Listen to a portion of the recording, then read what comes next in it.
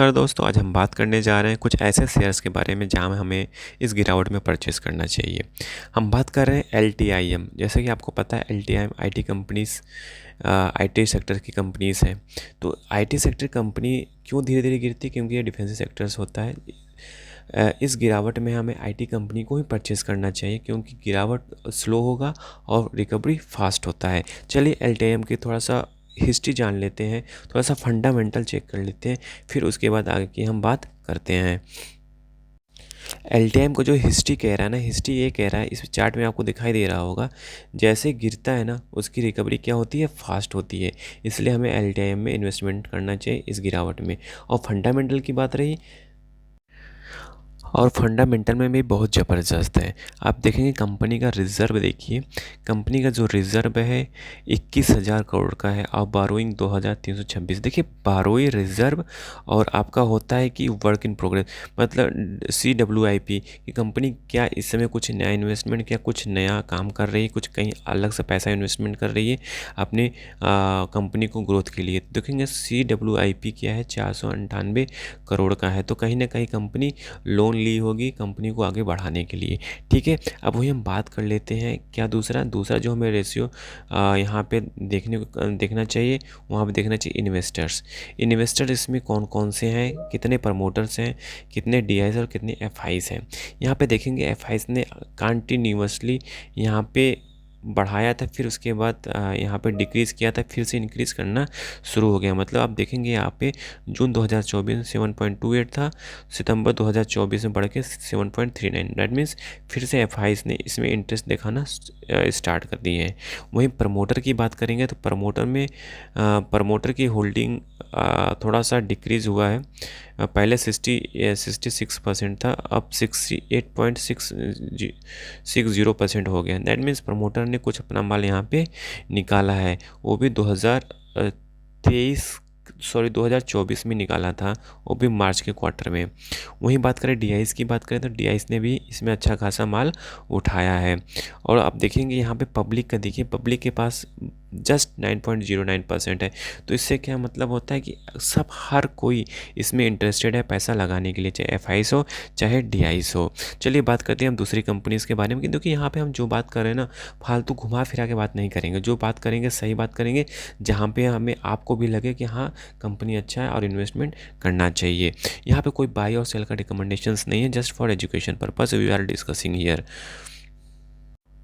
और जो दूसरा शेयर है KPIT टेक है। KPIT टेक में देखेंगे अच्छा खासा भारी गिरावट देखने को मिला।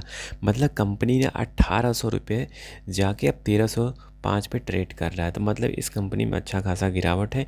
तो इस पे भी आपके पास अच्छा ऑप्शन है कि इस पे भी आप स्विच कर सकते हैं। इसमें भी आप कुछ पैसा SIP करना स्टार्ट कर सकते हैं। अभी करना है SIP, मार्केट ऊपर जाने के बाद आपको SIP करना ही नहीं है। मार्केट गिरना चालू हो गया तो मतलब आपको भी पैसा लगाना धीरे धीरे स्टार्ट कर देना चाहिए। ऐसे शेयर्स में करना चाहिए जहाँ पे रिकवरी फास्ट हो। अब हम बात करते हैं KPIT के जो फंडामेंटल की बात करें तो फंडामेंटल में सीधे इन्वेस्टर्स के पा रहे हैं, FIs की होल्डिंग देखते हैं और प्रमोटर की होल्डिंग देखते हैं और पब्लिक की होल्डिंग देखते हैं। देखेंगे FIs कितने स्मार्ट तरीके से यहाँ पे अपना पैसा काटा है।